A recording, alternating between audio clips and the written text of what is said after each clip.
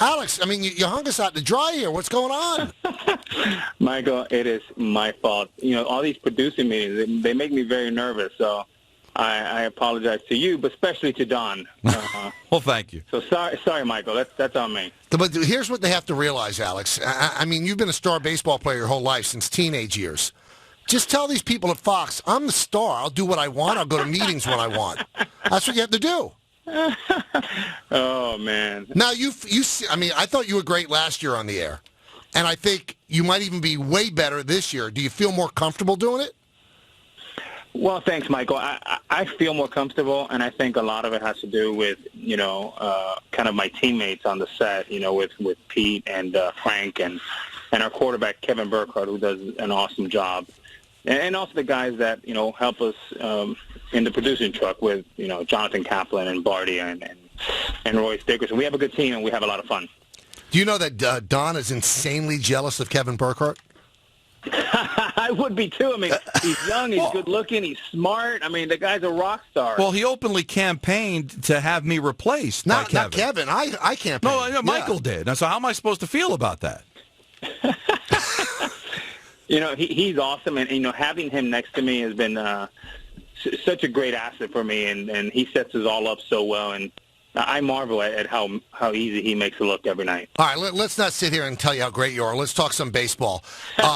Do you think the Cubs, because I was watching the game last night, Alex, and I thought the Cubs had a game plan against Andrew Miller. Let's take these sliders because he doesn't throw them for strikes, which was what John Smoltz brought up during the broadcast.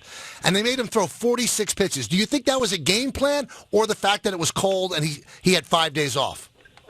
I think it's more the latter, Michael. I think when you look at Andrew Miller, if he's on his game, it doesn't matter what game plan, you're not going to hit him. He's unhittable. And I've often said he's the best reliever in all of baseball. I thought last night he was a little flat. Maybe the 6-day layoff could have hurt him. But, look, I think those 6 outs can potentially be very costly for the Indians and the 46 pitches as well. You think he can pitch again tonight? Now, he said he could, which is the right thing to say, Alex, but I don't know how effective he could be after 46 pitches. I know the Yankees, for the 2 years that he was here, they really babied him a lot. They took care of his arm. I certainly think he's available for one hitter and 1 inning max. I think if he pitches tonight, he'll be better. He's a guy that pitches better with feel. I thought last night he didn't have a good feel of a slider. And the other thing is, Michael, once he got out of the bases loaded, no outs jam, I thought Tito would pull him. I thought he left all his bullets, and he emptied the tank there. I thought Smoltz was really good in talking about identifying the slider, that if you see it's a slider and it's at the knees, take it. Now, obviously, that's easier said than done, so what's the difficulty in it? Picking up that it's a slider or just trying to hold back and not succumb to the temptation of hitting what you believe is a strike when it's first thrown? Yeah, I mean, I appreciate Smoltz's call on that, but as a hitter, if he's on, you just can't take it. I mean, here's the thing. If you're a right-handed batter, that slider starts in the middle of the left-hander's batter's box, and it ends up in your right kneecap. Right. I mean, that's a lot of movement. So what you have to hope for, he throws a lazy get-me-over slider, and that's the one you can hit. Or get yourself in a favorable count and hope he throws you a fastball. But last night, for me, the pitch of the game was the 3-1 slider for strike 2 off Ross, and then he threw him a better one to strike him out, and I thought that was the game right there. I tweeted this out last night, Alex, and, you were in that room. Everybody I spoke to in the Yankee organization, that was a tough trade to make because it seems like everybody liked this guy. Like he's a good guy, a good teammate. Was he that good of a teammate that I keep hearing? He was as good a teammate, Michael, as I've ever had. And, the interesting thing is, for a guy who's a closer or a setup guy to have that loud a voice in our clubhouse and impact our young players as much as he did is truly remarkable. He's also a very intelligent guy. He went to, get a business degree at the University of North Carolina. He's a good family guy. He's a hard worker. There was one flight, Michael, that we were flying from New York to the West Coast, and it was 3 o'clock in the morning, and everybody, I think including you and me, we were all sleeping because everyone was tired. And I got up to go to the restroom, and here he is in his video and his iPad with his notebook, taking notes and doing scouting reports on the Oakland A's. To me, that's when I knew this guy was at another level. You know what struck me about yesterday, Alex, and I saw you guys on the set when you heard the Ken Rosenthal interview. I thought Kluber was unbelievable yesterday, and then he said he didn't have a good breaking ball. I mean, I shudder to think what a good breaking ball would look like. You know, I said in the pregame that I expected him to be dominant and one of the most underrated pitchers in the game. He was throwing bullets and knives yesterday, and that hip ball that he throws at lefties, I mean, it looks like it's going to shatter your right hip. And you know, folks at home are saying, why aren't they swinging at that pitch? Well, it's because it looks like it's going to shatter your hip. And then the slider I thought was good. He said it wasn't. We were saying, like, boy, how's that going to look when it's really good? How come more people don't run on Lester? Well, I predicted yesterday it was going to be a track meet, and every time they had a chance to run, they did. This is a tough match for Lester because you have a team here that can expose him. And I'll tell you, the Clevelands are everything the Dodgers are not. They kill left-handed pitching. They have the strongest bullpen in the game. Right. And they run as much as a track team. So those are three elements that the Dodgers didn't have. And the other thing is, Michael, the Cleveland Indians are really good, and they're not intimidated. They're here to win.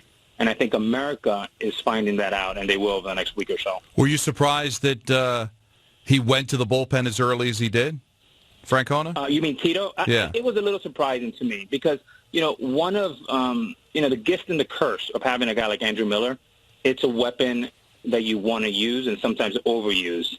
And it's tempting. I mean, I talked about it. He's like the queen in the chessboard, right? You just want to put him in play, but at some point, you got to understand it's a long series, and I guess the next week will define how costly those 6 outs were last night. Now, obviously, tonight's game has been moved up to 7 o'clock, Alex, and Don and I were talking before you came on that the worst thing that could happen is that the game is supposed to rain at 8. So if the game starts, you might lose 2 starting pitchers if the game starts and then it gets rained out. So what are you hearing about the likelihood of the entire game being played? Well, Michael, I'm not a meteorologist, so let's start there. But the tarp is on the field, and I'm not sure they're going to take batting practice. But I thought moving the game to 7 was wise. Everyone wants to get this game in, certainly for baseball, for Fox. So I don't know. I don't know how to answer that. Well, how would you feel as a ball player of playing tonight, not knowing if it was going to rain, not knowing if it was going to be delayed, or just having it rained out, playing Friday, and then losing the day off? Don, the one thing you always want is a quick decision. So if you're not going to play, this is the ideal time to say, hey, guys, go home, re-tee it up tomorrow. But in the World Series, nothing matters. All excuses are out the window. You just want to play, you want to win, and you're totally laser focused. All right, I'm gonna ask you a Burkhart level question. If the game is rained out, which team does it benefit?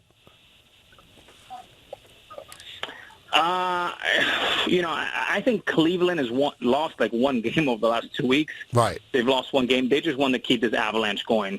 So I think it might help the Cubs, but right now is, even money, but probably flip a coin. All right. Now, I've also been following you closely, Alex. You're 7 for 7 in picking games. So wow. Who's winning tonight? Well, my bosses tell me that we got to sell units. So if you want, check out Fox tonight and you'll hear my picks. My God. But I've been lucky, Michael. I have been lucky.